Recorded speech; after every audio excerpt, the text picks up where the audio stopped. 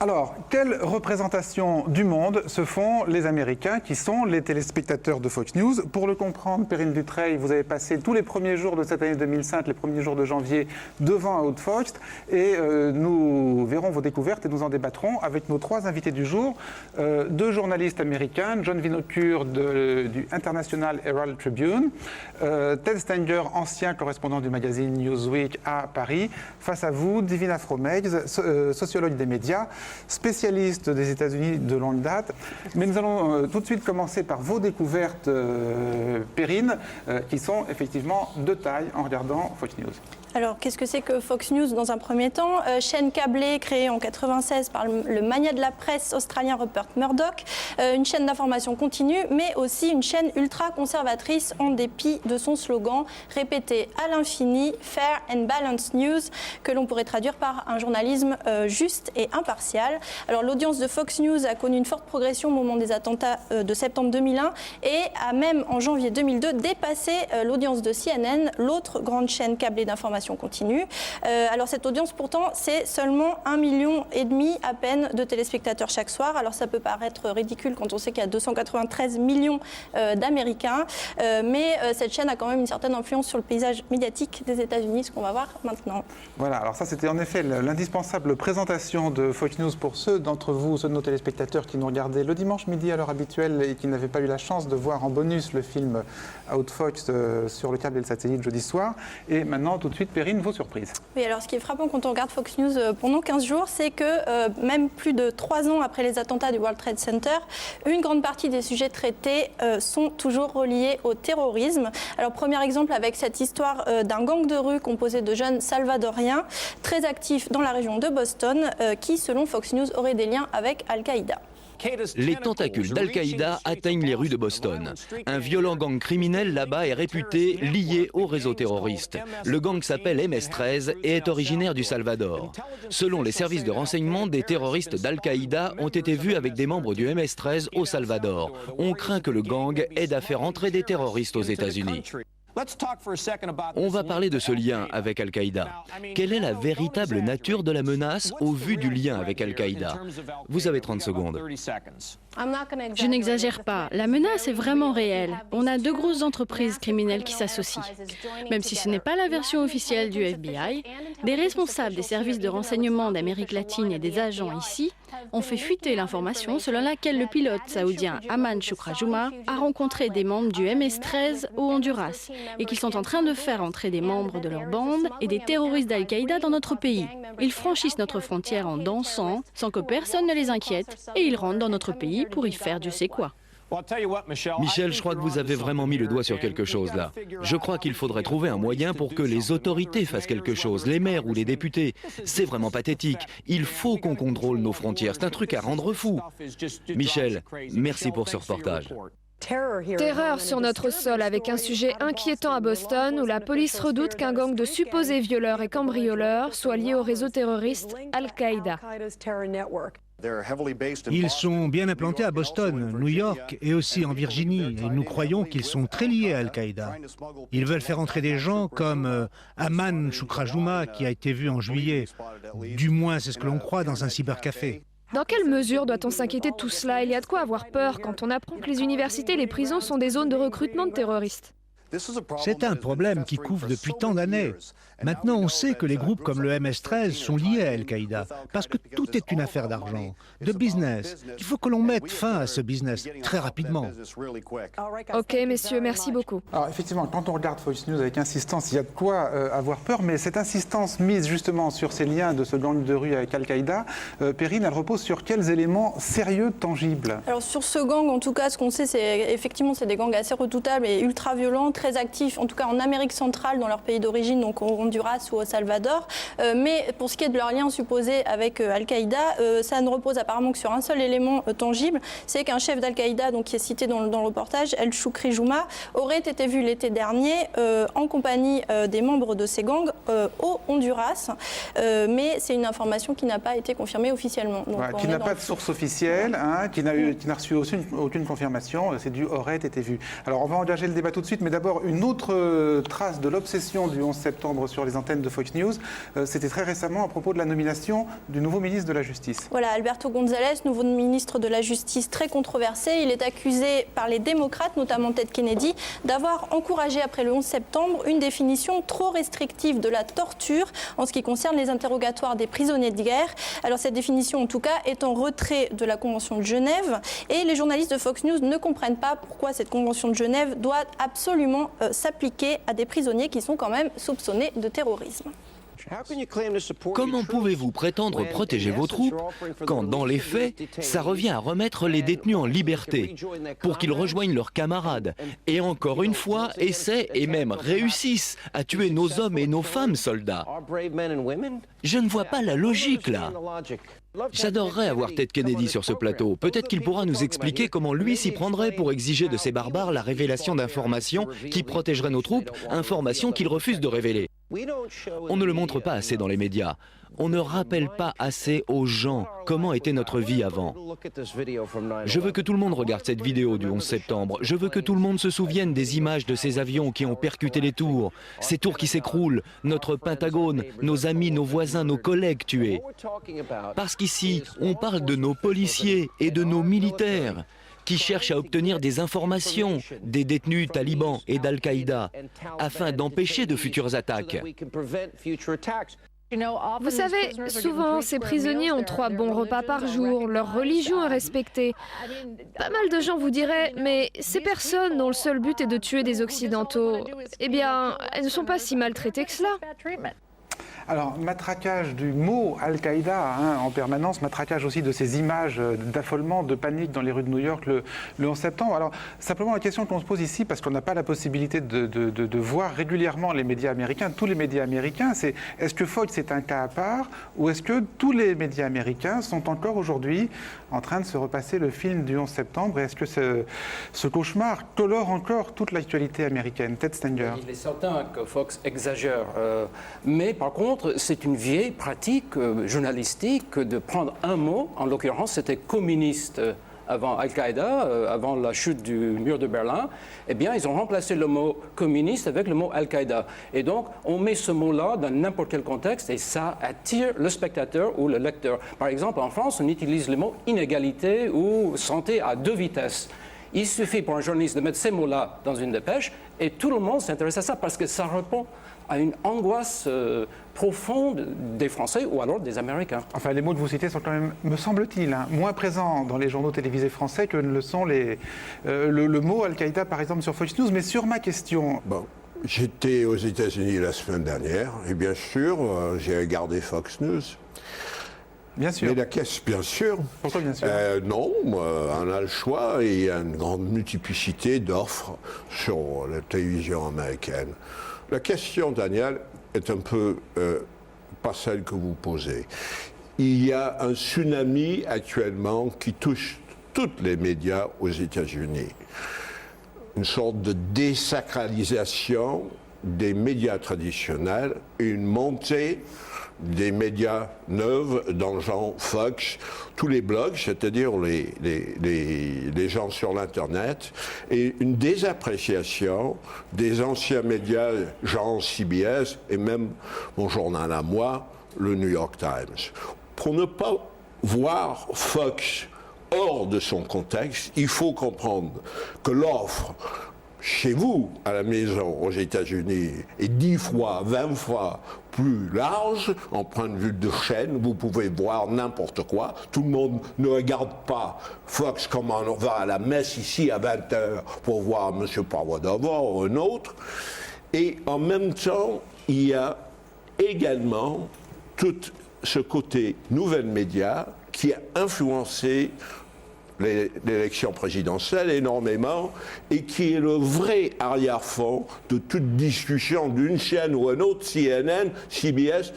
Tout ça se situe dans un profond et important changement culturel aux États-Unis. Sur cette description de Johnny Noclure, celle d'un tsunami qui aurait submergé, qui serait en train de submerger les médias traditionnels, parmi lesquels son propre journal, vous partagez cette vision? Oui, je crois qu'il y a deux choses. Il y a le phénomène 9/11, qui est un vrai phénomène. Et 11 septembre, en français le dans 11 le texte. septembre, les Américains disent 9/11, qui est une sorte de raccourci, mais qui en fait est un complexe politico-symbolique énorme. Et Fox s'est arrangé pour que ce complexe soit toujours associé au terrorisme, à Al-Qaïda et aux valeurs morales. Ils ont réussi, si vous voulez, au lieu de... En général, une catastrophe, ça dénoue un problème. Ça crée un éclatement et ça recompose le paysage. Eux, ils ont tout regroupé et fait un énorme nœud dans lequel il est indissociable. Quand on dit 9/11, on pense terrorisme, on pense Al-Qaïda, etc. C'est pas Fox qui a inventé le lien entre le 11 septembre et le terrorisme. Ça, sur ce point-là. Et les valeurs morales, et l'anticommunisme, et l'antisociolibéralisme, etc. Ils ont tout amené ensemble en disant c'est nous qui avons le monopole sur cette compréhension du monde. Et ce qu'ils font dans ce paysage très éclaté, c'est eux qui décident de l'agenda. C'est-à-dire qu'ils ont la fonction de dire qu'est-ce qui est prioritaire dans l'information. Et les autres médias, les traditionnels ou pas, vont s'aligner. C'est là où ils ont gagné. Pourquoi ils s'alignent? Ils ont gagné. C'est inexact. Je ne crois pas que ça. C'est le reflet de la vérité qui décide l'agenda. L'agenda ne correspond pas à l'agenda de Newsweek, ne correspond pas à l'agenda de New York Times, et le Fox ne mène les autres médias nulle part. La Fox est la Fox, et sa résonance, excusez-moi en tant que journaliste, est limitée à la Fox. Alors, parmi les nombreux thèmes que vous avez pu observer traités par Fox ces dernières semaines, Perrine, une campagne. Voilà, la polémique porte sur des affaires de corruption au sein de l'ONU dans le cadre du programme décidément pétrole contre nourriture mis en place en Irak entre 1996 et 2003. Alors une enquête interne est en cours, mais les présentateurs de Fox News sont à l'unisson des républicains américains sur cette affaire, lesquels républicains américains s'acharnent sur Kofi Annan, secrétaire général de l'ONU, dont ils ont même demandé la démission.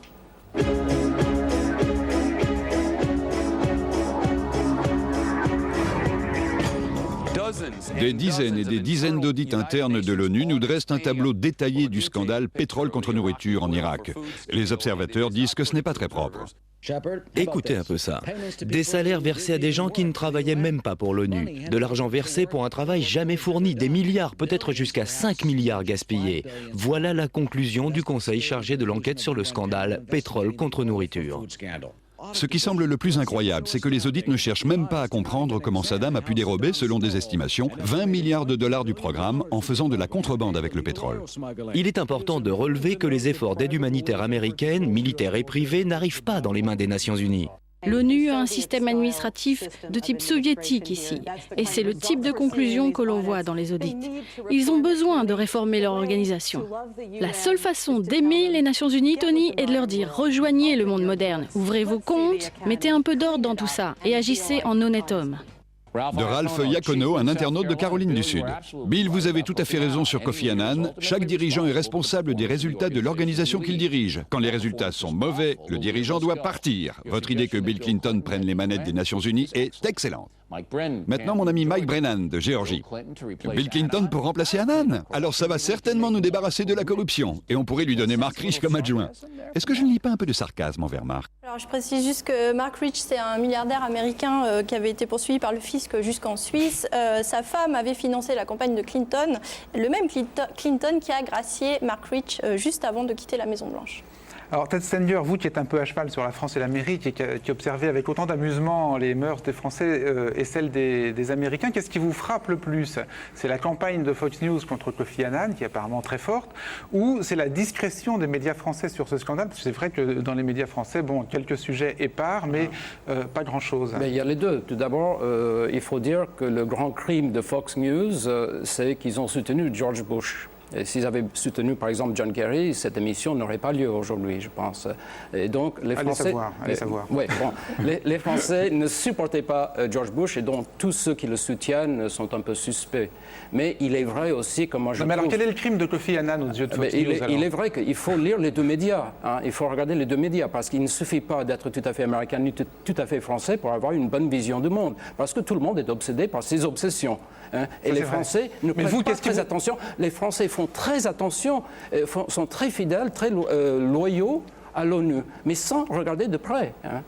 Non, mais vous, comme journaliste, vous trouvez que le bon comportement professionnel, si on pouvait imaginer que les journalistes ne soient ni français ni américains, mais simplement journalistes. Ce qui n'est pas possible, bien sûr. Ce qui n'est évidemment pas possible, mais rêvons une seconde. Non.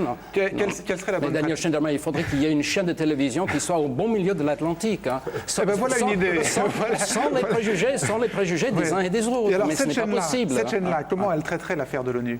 Comment elle devrait traiter l'affaire de l'ONU, du milieu de l'Atlantique? Je pense, de temps en temps, en faisant un reportage là-dessus. Mais il est vrai que les médias français n'y s'intéressent pas beaucoup. Parce que pour eux, des emplois fictifs, bon, ça existe déjà chez nous en France. Bon, c'est pas la peine d'aller chercher ailleurs, hein, par exemple. Les journaux français qualifient ça comme d'une chasse aux sorcières, en fait, contre Kofi Annan par les républicains. Voilà, une obsession. Tandis que pour les Américains, les emplois fictifs, c'est grave. Oui, il y a une raison sérieuse, intéressante pour ça. Pour la France, l'ONU est un amplificateur de la voix française dans le monde. La France a un siège sur le Conseil de sécurité. L'Amérique aussi, c'est une place à la grande table. Pour les Américains, l'ONU, c'est un emmerdement. Divina Fromage. Le problème, c'est que c'est une stratégie, s'il ne faut pas parler d'autres scandales, notamment en ce moment, il devrait y avoir un scandale qui est le fait que Bush ait reconnu qu'il n'y a pas d'armes de destruction massive. Ça, on n'en parle pas. Donc c'est une stratégie de détournement. Et puis surtout, Fox fait une campagne. C'est-à-dire que vraiment, ils sont dans une position où ils donnent la solution qu'ils veulent, qu'ils souhaitent. Alors, au lieu de laisser l'opinion décider, contrairement à ce qu'ils décident. Je veux dire, quand Fox fait campagne pour Clinton comme successeur possible de Kofi Annan, rassurez-moi, c'est un gag. C'est un gag. Il ne pense pas sérieusement. Alors, on va interrompre une seconde l'émission, puisqu'on a un spécialiste du cerveau sous la main, Sébastien Bollert. On s'est dit que ce serait dommage de ne pas profiter de votre science, Sébastien, pour essayer de nous éclairer sur les rapports que les images de Fox News et le style, la musique Fox News entretiennent avec notre cerveau. Donc, votre cerveau a découvert Fox News à cette occasion. Oui, et alors je suis tombé sur une succession de scènes de violence, aussi bien d'origine humaine que naturelle, une catastrophe naturelle, qui me donnait un aperçu de ce que j'allais voir dans les heures à venir si je restais devant ma télé. Tomorrow at 8 is an Armageddon coming. These runaway bestsellers say yes and have attracted a cult following of 60 million. So what's in them and why have they ignited such heated controversy? Then it's a special 2-hour block. Deadly bombings, violent strikes, brutal assassinations as insurgents unleash a wave of attacks at 10. Flooding, blizzards, and deadly mudslides. Wicked weather rips across the country. Where is it headed? Greta has the latest. Alors, je ne sais pas ce que vous en pensez. Moi, je me mets à la place du téléspectateur américain qui est devant sa télé. Je fais le point sur la situation. Bon, alors la fin du monde, c'est dans un mois à peu près, je ne sais pas. En tout cas, le fils de ma concierge qui est dans l'armée aura le temps de se faire décapiter en Irak. Et moi, j'ai le choix entre être emporté par une inondation, écrasé par un morceau de montagne qui va me tomber sur la figure ou gelé dans une tempête de neige. Et au cas où je n'aurais pas bien compris le topo, une journaliste me fait un petit résumé. Le danger est grand ce soir. La météo menace notre nation et emporte même des vies. On aura les toutes dernières infos sur les glissements de terrain, la pluie, la neige partout dans le pays, avec des images en direct sur les conséquences de la météo. Alors là, franchement, je peux me demander pourquoi je ne suis pas encore mort. Je dois avoir de la chance, en tout cas, ça ne va pas tarder. Eh bien justement, aux États-Unis, à l'université de l'Arizona, il y a un psychologue social, renommé international, qui s'appelle Jeff Greenberg, qui s'est intéressé aux conséquences que peut avoir sur notre vie quotidienne le fait de penser à notre propre mort. Alors qu'est-ce qu'il a fait? Il a invité des gens dans son laboratoire et leur a distribué des questionnaires psychologiques standards. Et pour une partie d'entre eux, il avait rajouté 2 questions. La première, c'était « Imaginez votre enterrement ». Est-ce qu'il y aura de la musique? Est-ce qu'il y aura du monde? Et la deuxième, c'était essayer de vous représenter après votre mort ce qui va arriver à votre cadavre. 1 semaine après, 1 mois après, 1 an après. Vous savez, le processus de décomposition. Vous l'avez bien en tête? Bon. Il ramasse les copies et il redistribue ensuite à tout le monde un texte, le même cette fois.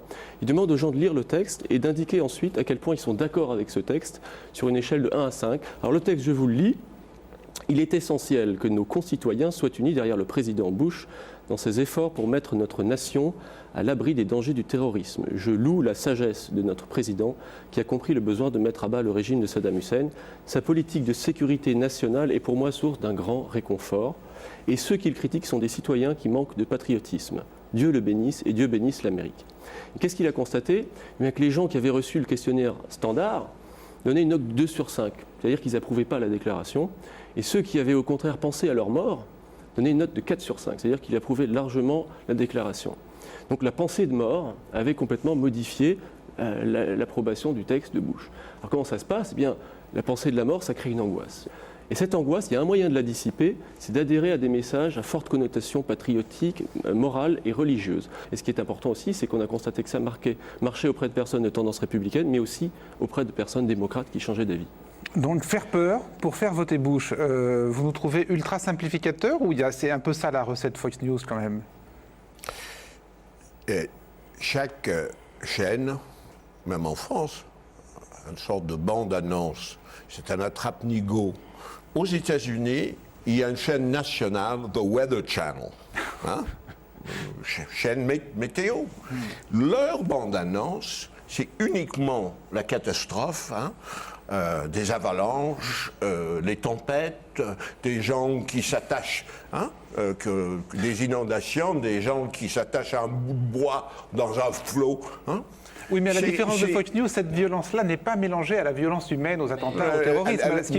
Mais la portée, et je demande à ce professeur de l'université de l'Arizona de bien l'étudier, la portée me semble être similaire. C'est accrocheur, c'est plutôt, comment dirais-je, commercial qu'un conditionnement psychologique. C'est pas accrocheur, c'est branché sur un environnement culturel qui est mis en place depuis très longtemps. Oui. Une culture de la peur, le public qui se porte sur Fox et qui choisit d'aller sur Fox. Et il y en a.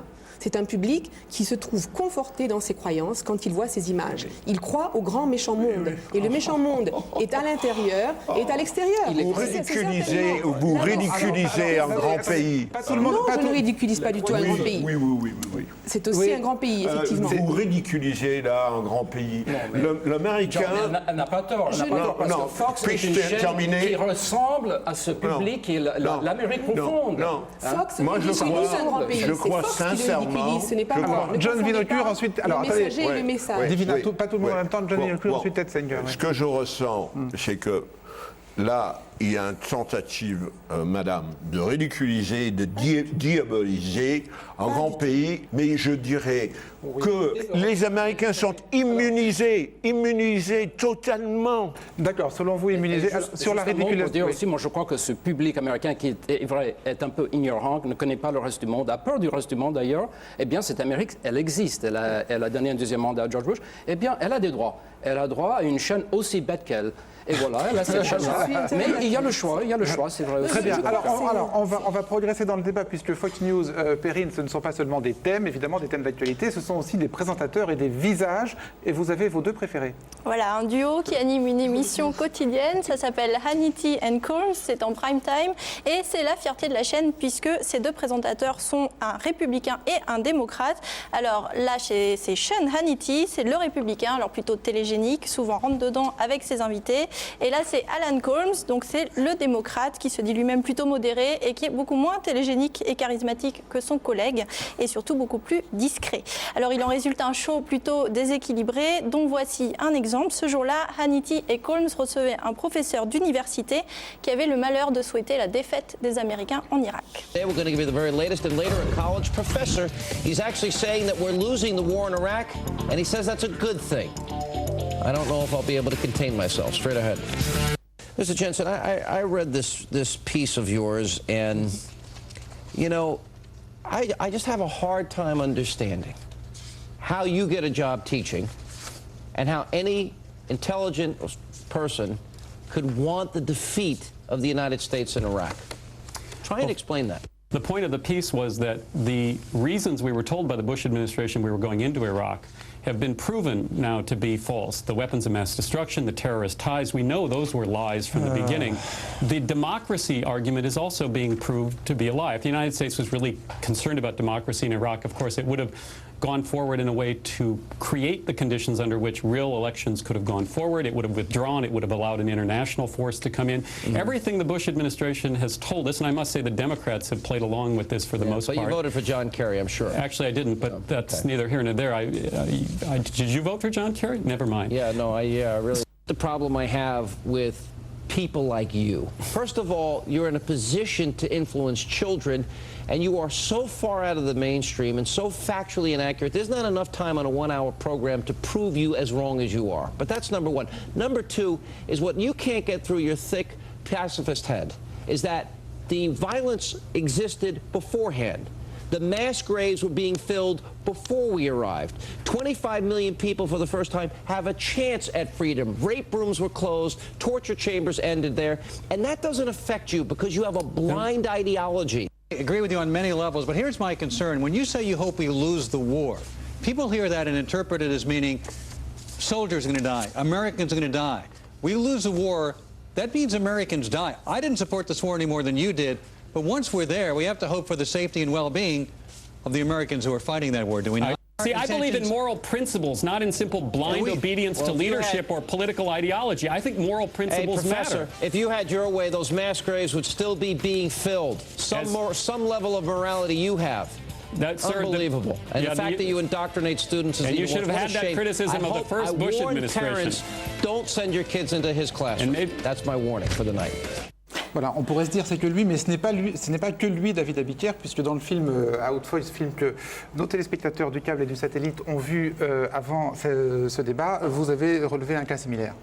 C'est une star, c'est Bill O'Reilly, c'est un peu l'éditorialiste vedette de la chaîne.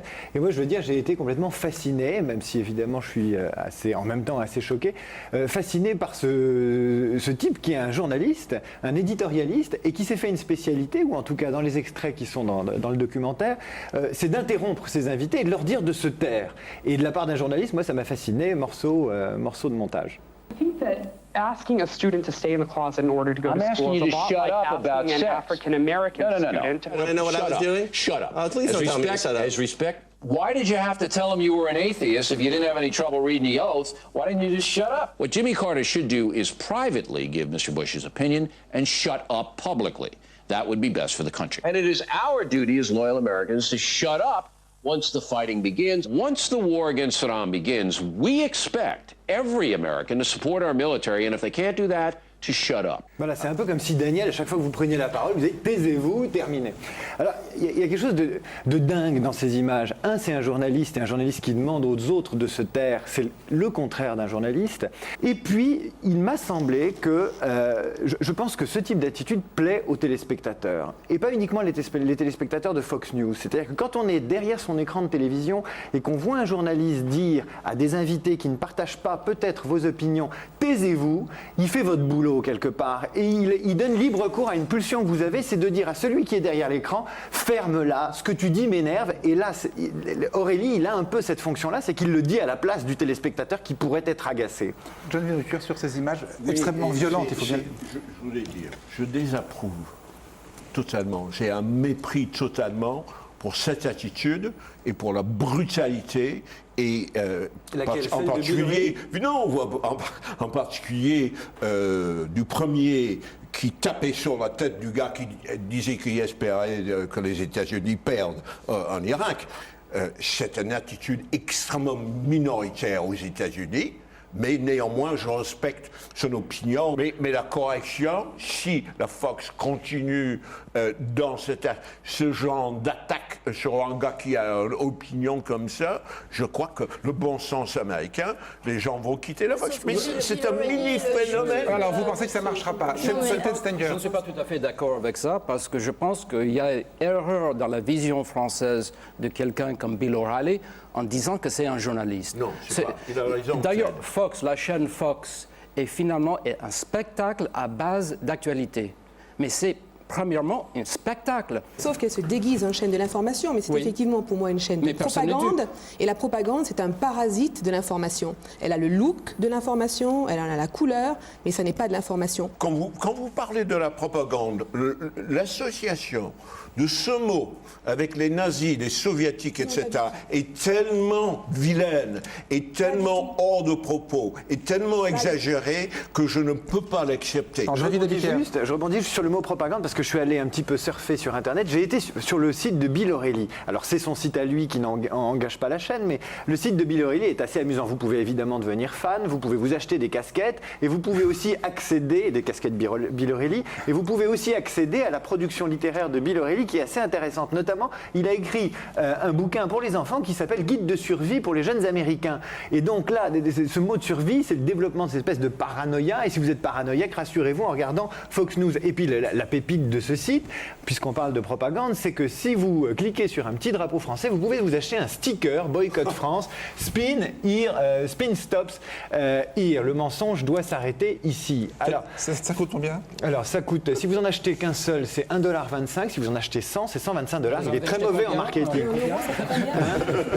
En euros, alors il faut l'acheter en euros parce que l'euro est fort et donc le pouvoir d'achat du français est plus important. Bon, donc moralité de cette visite, de cette cybervisite, ça fait de Bill O'Reilly plus qu'un journaliste, plus qu'un éditorialiste. Ça en fait véritablement, selon moi, la mascotte de la chaîne. C'est-à-dire qu'il serait, je trouve qu'il serait à Fox News que JR était à Dallas. C'est-à-dire espèce de type complètement, avec une vision complètement biaisée, mais je pense que ça plaît aux téléspectateurs. Je pense que le téléspectateur de Fox News, il regarde Bill O'Reilly et il est un peu comme le fan de JR. Quand il regardait JR dans Dallas, il dit qu'est-ce qu'il est salaud, il est lumineusement salaud. Bon, chacun a donné sa définition de Fox News, propagande, spectacle, chaîne d'opinion. Mais à votre avis, à tous les trois, et en essayant d'être assez rapide, est-ce que cette chaîne a joué un rôle, par exemple, dans la réélection de Bush? Non, parce que cette chaîne frappe sur les portes qui sont déjà ouvertes. Les gens qui vont regarder Fox, ils sont déjà convaincus que George Bush est leur leader et que la moralité a sa part dans la politique, ainsi de suite. Vous êtes d'accord? Oui. Plus ou moins. Oui. Devina? Moi, je crois qu'il y a eu un effet Fox. Un effet Fox qui... Comment on peut le mesurer? Par l'élection. Par le fait que bien qu'il y ait eu régulièrement sur tout ce que Bush et le gouvernement américain a fait, des démentis qui sont apparus sur Internet, dans d'autres chaînes, il n'y a jamais eu de remise en cause ni de révisionnisme chez une certaine partie du public qui était convaincu. Donc c'est vrai que c'est un public qui est déjà allé sur la chaîne parce qu'il y croit. Nous sommes dans une relation, les gens consomment cette chaîne-là parce qu'ils y adhèrent, et c'est des républicains en grande majorité, donc il y a effectivement un effet de consolidation de l'opinion. Et je pense que certains démocrates, peut-être des démocrates conservateurs, ont peut-être pu se faire convaincre. Puis bon, même si, comme le disait Perrine au début de l'émission, il n'y a qu'1,5 million de téléspectateurs chaque soir, c'est-à-dire rien à l'échelle américaine. Sauf que c'est répercuté ensuite sur les radios locales, que c'est repris par des petites chaînes, que c'est repris dans les talk shows, que c'est repris dans la conversation des gens. L'impact d'une chaîne, c'est pas le nombre de spectateurs, c'est ce qui se passe au niveau du public et au niveau de la conversation du public. Et le cadrage de Fox, c'est un cadrage qui a gagné, c'est un cadrage qui a dit l'identité, c'est nous contre eux. C'est la justice, c'est do the right thing. Et c'est la religion, God bless America. Et je pense que là, ça a regroupé cela avec le nœud gordien de 9/11. Vous avez le fait que les Américains ont voté pour une valeur commune que Fox a su mettre en avant, la sécurité. On l'a bien compris et vu, John Vinocure. Vous êtes en train de dire que Rivarol, journal hebdomadaire, anti-arabe, anti-musulman, antisémite, anti-tout, à la portée de Le Figaro, par exemple. C'est la même comparaison. Si vous additionnez, c'est la logique pure, c'est maths.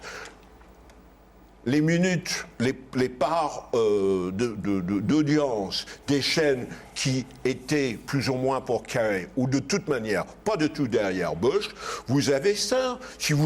Par contre, Fox était ça. L'idée que Fox a finalement déterminé la victoire écrasante de Bush sur Kerry et de la foutaise, permettez-moi de le dire. Mais je serais d'accord si les États-Unis étaient un pays comme la France. Mais aux États-Unis, le système Fox, la méthode Fox vont faire école.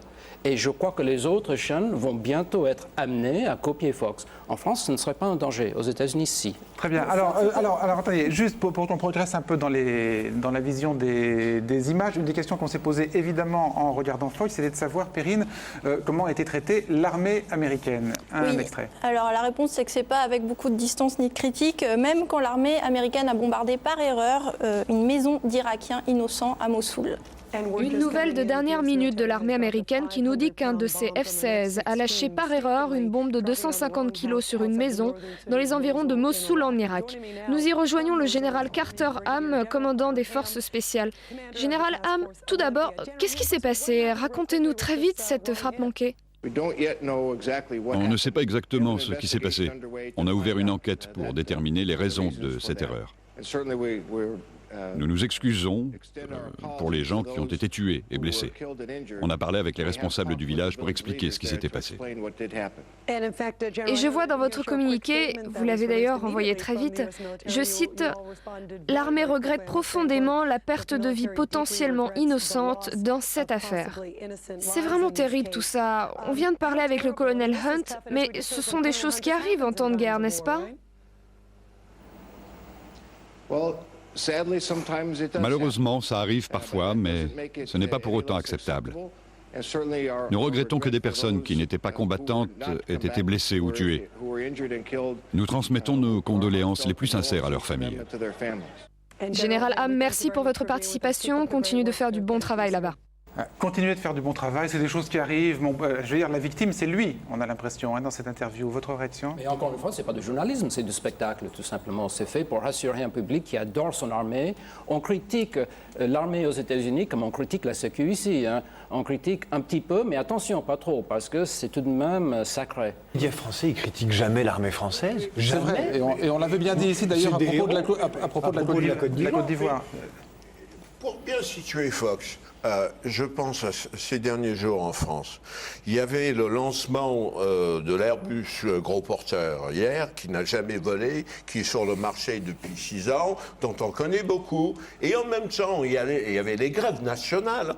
Alors, les chaînes ont un choix à faire entre la propagande gouvernementale et la réalité quotidienne de tout le monde, et leur misère. On a fait le choix ici. Fox a exactement le même genre de phare. Et si l'administration Bush lance un gros porteur, ou Boeing, vous pouvez être sûr et certain, c'est 5 minutes, tout en début de l'émission, et puis la grève après. Il faut que c'est ça, avec un choix qui va systématiquement dans une direction. Alors, on parlait tout à l'heure du grand mensonge, de la grande supercherie américaine au moment du déclenchement de la guerre d'Irak sur les armes de destruction massive prétendument détenues par Saddam Hussein. On a évidemment eu la curiosité de se demander, Perrine, comment Fox News avait négocié le virage et la découverte que ces armes n'existaient pas. Voilà, alors exemple avec Bill O'Reilly dont on parlait tout à l'heure, je rappelle juste que pendant des mois, donc Bill O'Reilly a soutenu l'intervention américaine en Irak au motif donc qu'il y avait des armes de destruction massive. Le mensonge de l'administration Bush est avéré en février 2004 et Bill O'Reilly, ce mois-là, est invité dans un show d'une grande chaîne, donc ABC, et on constate que son mea culpa s'aligne étrangement sur la ligne de défense de la Maison-Blanche. Quand vous étiez venu en mars dernier, on s'était mis à parler des armes de destruction massive. C'était avant la guerre et je vais rediffuser ce passage pour réentendre ce que vous disiez. Oui, bien sûr, montrez-la. J'ai dit lors de mon émission que si les Américains envahissent l'Irak, renversent Saddam Hussein et découvrent qu'il est clean, qu'il n'a rien à cacher, je m'excuserai devant toute la nation et que je ne ferai plus confiance au gouvernement Bush. Cela dit, aujourd'hui, je choisis d'accorder à mon gouvernement le bénéfice du doute. Vous m'aviez surpris en disant cela. On en a reparlé quand vous êtes venu en septembre et vous m'avez dit maintenant il faut attendre les résultats de l'enquête de David Kay. Ces conclusions, on les connaît désormais. Mon analyse était mauvaise et je m'excuse. Ce n'est pas quelque chose qui me réjouit. La caméra est là. Oui, je viens de le dire. Qu'est-ce que vous voulez que je fasse maintenant? Que je me penche pour embrasser la caméra? Non, ça suffit. De la part du gars en plus, qu'il y a moins de 10 secondes, me disait « Ne vous inquiétez pas, je n'ai pas l'intention de vous descendre ». Bon, non, j'étais dans l'erreur. Ça ne me fait pas plaisir et je pense que tous les Américains devraient s'inquiéter de la situation. Je ne cours pas après les excuses, mais vous avez bien dit que si Saddam Hussein était clean et que l'on ne trouvait rien, vous ne feriez plus jamais confiance à l'administration américaine, c'est ça? Je suis beaucoup plus sceptique aujourd'hui sur l'administration Bush qu'à l'époque. Absolument. Et je vais vous dire pourquoi. J'ai compris ce qui s'était passé en lisant le rapport Kay, parce que j'ai confiance en Kay. Je ne crois pas que Bush ait menti, mais je pense que son entourage n'était pas assez méfiant par rapport à George Tenet et ses services de renseignement. En fait, ils ont fait le tri dans les renseignements et ils ont gardé ce qu'ils voulaient pour aller renverser Saddam Hussein. Et je ne comprends pas pourquoi Tenet est encore en poste. Voilà, et des grands rires, et est-ce que vous voulez que j'embrasse la caméra, et tout ça se termine en spectacle, ce qui tend finalement à vous donner raison. Tout ça ne serait que du spectacle. De dire, excusez-moi, je me suis trompé, c'est très honorable aux États-Unis. En France, non. C'est le ridicule. Mais aux États-Unis, ça marche très bien, et ça va lui faire encore une clientèle, encore un public. Oui, enfin, voilà. Il est encore plus l'homme de la vérité. Dans la contrition, il fait le service minimum, là. Hein. Oui, aussi, mais ça lui sert. Hein. Et il préserve Bush. Et de toute façon, il préserve vous. Quelques mois plus tard, Perrine... Quelques mois plus tard, en septembre dernier, donc en pleine campagne présidentielle, Bill O'Reilly a reçu en personne George Bush dans son émission The O'Reilly Factor. Et le ton, là, de l'entretien est plutôt sympa et détendu. Il y a quelques questions qui fâchent, mais pas d'insistance pour autant. D'abord, merci d'avoir accepté de me parler. Peu de gens veulent me rencontrer de nos jours. Oui, je prends un gros pari.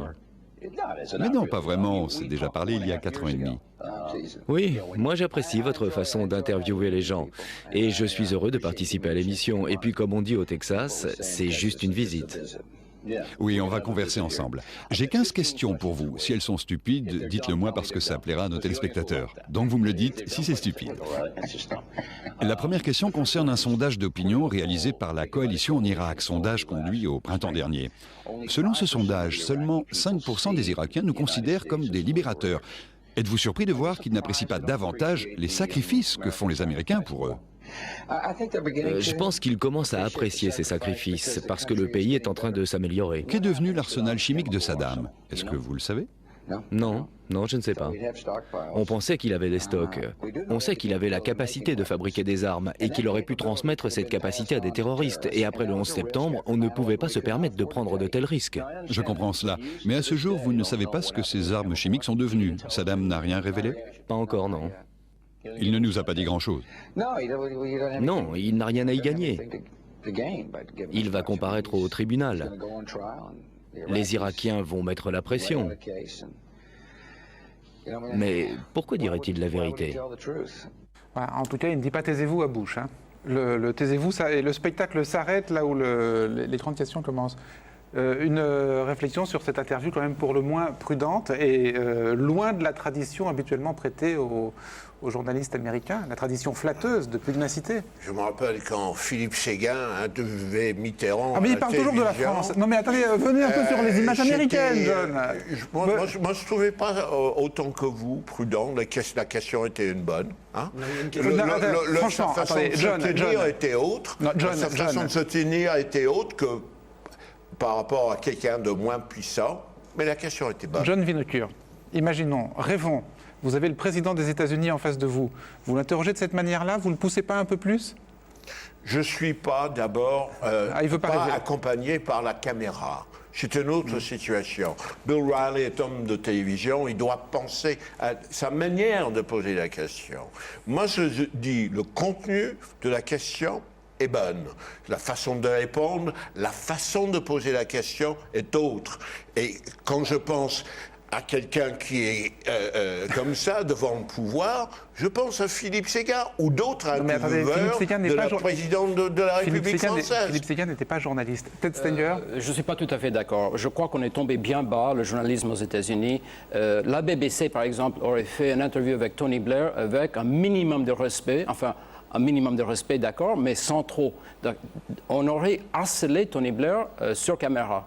Et ça a été fait d'ailleurs. Et c'est fait. Et c'est fait tous les jours à la BBC, de point à une telle mesure que les hommes politiques, les élus, n'osent pas, presque pas, passer devant la BBC. Eh bien, ce n'est plus une tradition tellement chez nous. On est trop respectueux du pouvoir, surtout du président. Nous devenons comme des Français. Mais qu'est-ce qui vous est arrivé pour connaître cette triste extrémité? C'est vrai que je ne suis pas d'accord avec cette tendance-là. Je pense qu'on est devenu trop respectueux. Non, mais comment l'expliquer? C'est le 11 septembre ou ça va plus loin? C'est le 11 septembre. Principalement, c'est le 11 septembre, oui. Il y a plusieurs choses. Non, je crois que les journalistes américains étaient en crise avant. Les années 90 ont été une période de grande remise en cause de la profession en interne. Et puis il y a un autre phénomène que j'aligne qui est sur le long terme, qui est la modification de la législation, mine de rien. Parce qu'elle n'a pas aidé l'objectivité. La Fairness Doctrine, par exemple, qui a été éliminée à la fin des années 80. C'est-à-dire, la Fairness Doctrine, c'était un peu les obligations de service public des télévisions commerciales. C'est-à-dire le droit de réponse, le droit d'accès au plateau aux hommes politiques, l'équilibre des positions plurielles. Dans un même support. Et ça, c'était imposé sur par la une loi même chaîne. Oui, il y avait une loi, une sorte d'entente autorégulatrice, mais tenue quand même par la FCC, la Commission fédérale de l'audiovisuel. L'équivalent du qui CSA, disait, c'est voilà, ça, l'équivalent du CSA, qui disait il faut s'entendre pour qu'il y ait un équilibre. Si quelqu'un s'exprime, notamment en période électorale, il faut que le candidat opposé ait le même temps de parole, le même accès, etc. Ça a été laminé. Cela dans les années 87 à peu près, même si les démocrates au Congrès ont essayé de résister. Et je crois que depuis, les journalistes américains n'est plus protégé par ça, n'a plus l'obligation sur une chaîne, parce qu'on pourrait imaginer que Fox présente les deux points de vue, ou trois points de vue, des points de vue différents. Autrement que de manière caricaturale, avec un démocrate à Libye, comme on l'a vu tout à l'heure dans l'image. Voilà, tandis là, ce qu'on dit, c'est de toute façon, les démocrates auront leur chance sur CNN. Et c'est pas la même chose, ça ne touche pas le même public. Et du coup, le public qui est sur Fox se voit conforté constamment dans sa même pensée. Alors et cette modification législative, là, c'est très important parce que c'est très peu su en France. Vous pouvez nous rappeler exactement dans quelles conditions elle a eu lieu et à quel moment? Eh bien, ça s'est passé en 87. C'est une loi du Congrès qui a été une loi proposée par Reagan, que le Congrès n'a pas fait sauter et qui est donc passée, qui s'appelle la loi qui a aboli la Fairness Doctrine. Et l'idée, si vous voulez, de Reagan, c'était on n'en a plus besoin parce que maintenant nous avons un très grand nombre, une très grande quantité de médias. La Fairness Doctrine, elle avait marché. Donc c'est la quantité qui garantit le pluralisme. Voilà. Est-ce que vous pensez aussi que l'abrogation de cette loi a joué un rôle décisif dans ce qui arrive aujourd'hui aux médias américains? Je crois que l'évolution est lente. Ce n'était pas du jour au c'est lendemain lent. que On le c'est voit arrivé. maintenant. C'est vrai. Mais ça joue un rôle. Mais je donne raison finalement aux deux extrêmes ici, parce qu'il est vrai que Fox ne représente pas les médias. Excusez-moi. Ne représente pas tout à fait les médias aux États-Unis. C'est vrai, c'est vrai. Mais ça représente tout de même une tendance. Et cette tendance-là, c'est que si vous faites du choc, si vous faites de la provoque sur l'écran, le petit écran, vous allez réussir. Vous allez avoir des annonceurs, vous allez avoir du public. Non, mais ça, on est bien d'accord, si vous voulez. Mais dans tous les pays, les médias sont soumis aux mêmes influences contradictoires, à la fois de la loi qui leur impose des choses et du public qui parfois leur impose autre chose. Et là, ce que nous dit Divina Fromage, c'est que le barrage législatif ayant sauté, finalement, il n'y a plus d'autres baromètres, d'autres mesures de réussite que le public. C'est encore une fois pas le reflet de la réalité. Vous êtes dans votre voiture, vous intronisez sur un poste, vous changez de poste. L'offre est immense aux États-Unis. Dans toutes les langues, toutes les politiques, toutes les nuances, vous trouverez le poste que vous voudriez avec l'opinion qui sied ou le contre-opinion, si vous voulez, vous fâchez. C'est la même chose avec la télévision. Il y a effectivement 400 chaînes, mais une seule opinion. Quand je vais dans l'Amérique profonde, je ne trouve pas beaucoup de variété en ce qui concerne le 11 septembre, la guerre en Irak. Pas beaucoup de variété. Je voudrais juste qu'on termine avec des images, parce qu'elles nous ont énormément surpris aussi quand nous les avons découvertes. On a beaucoup parlé des personnages, des animateurs de Fox News. Alors, il y a un personnage qu'on ne voit jamais, mais qui est pourtant omniprésent sur Fox News. Perrine, c'est Dieu. Dieu est partout sur Fox News. Et en fait, j'ai été assez étonnée de voir qu'on en parle même au sujet du tsunami en Asie du Sud-Est. Alors, sur Fox News, on se demande très sérieusement comment Dieu peut nous aider face à une telle catastrophe. Et on se demande encore plus sérieusement si ce raz-de-marée n'est pas finalement un châtiment divin. The tsunami disaster in Asia has the world's relief organizations scrambling to help. With the many thousands dead, orphaned children, and entire villages wiped out, those affected are turning to their faith for solace. Maybe some are also turning away. With us now is Anne Graham Lotz, the daughter of the Reverend Billy Graham and author of Why Trusting God. And, you know, as a person of deep faith, what do you think the best thing is that we can do, other people of faith in this country and around the world? What is the best way to demonstrate the power of God? I think one of the best things to do is to pray. And it's a wonderful thing that God is here present with me in this studio, with you where you are, and He's over there with those tsunami victims. And what do you tell people who either have no faith or those whose faith are shaken by this? What should they do? What should they think about? Give us some practical ideas. Well, I think for someone who has no faith, I think they need to examine why they have no faith, and maybe to use this dreadful disaster to make them think about their relationship with God. I don't want to be repetitive, but, you know, I got a call one night, almost at midnight, that my mother and father had been killed by a drunk driver. God didn't do it to them. But they were killed. I sometimes wonder why he let it happen. But this is what I know. My faith was strengthened as a result. I went into that Bible and I searched, and I think I have found real peace and real growth in my life. Thanks, John. God bless you. Joining us now is a man who is working very hard for the relief effort in Southeast Asia. The chairman of the Christian Broadcasting Network, the Reverend Pat Robertson, is with us. Pat, good to see you, my friend. Reverend, I want to play for you something that Tom DeLay said yesterday at a prayer breakfast, the opening of Congress, and I want to get your reaction, and I want to know why he chose this particular part of the Bible for Matthew 7:21. Let's watch. Everyone who listens to these words of mine and acts on them will be like a wise man who built his house on a rock. The rain fell, the floods came, the winds blew and buffeted the house, but it did not collapse. It has been set solidly on rock. And everyone who listens to these words of mine, but does not act on them, will be like a fool who built his house on sand. The rain fell, the floods came, and the winds blew and buffeted the house, and it collapsed and was completely ruined. I just wonder why he chose that particular passage, and if he's saying that if you don't listen to God, things like what happened in the tsunami are going to happen. I think we can draw good lessons from what happened over there, and I think for all of us, we need to build our house on a moral foundation, and we have to have certain verities underlying our life, because even the very plates underneath this earth we stand on are so transitory. I think that's the message for all of us, is that life is fragile. But does God punish those who don't obey him in this way and move those tectonic plates to punish people who don't build their houses the way God wants them to, as suggested in that passage? You know, I don't think Jesus was saying that he punishes people. He just says that's a practical example, you know. Voilà, il serait tout à fait intéressant, dans laquelle on voit que c'est presque le révérend qui est en retrait sur le journaliste et qui lui dit non, notre Dieu, quand même pas tant que ça. Cette insistance de Fox News sur la dimension religieuse et morale de tout événement, à commencer par le tsunami, qui nous change beaucoup par rapport à ce qu'on a entendu en France, puisque c'est un thème qui n'a absolument pas émergé en France.